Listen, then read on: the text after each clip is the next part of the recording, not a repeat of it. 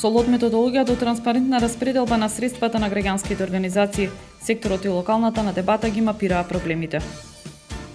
Се помалку време за закрепнување на популацијата на балканскиот рис, поддршката од Националниот парк ga личи за од огромно значење за зачувување на овој критично загрозен подвид.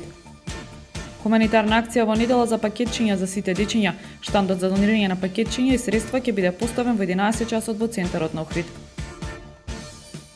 Градскиот кошаркарски клуб Охрид ја пречекува екипата на кошаркарскиот клуб Вардар од Скопје во сабота во 16 часот и 30 минути. Во моментов се наоѓа на 9-та позиција со 14 бода.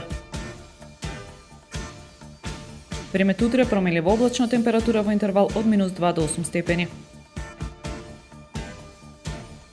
Следевте една минута вести на Охрид Нјус.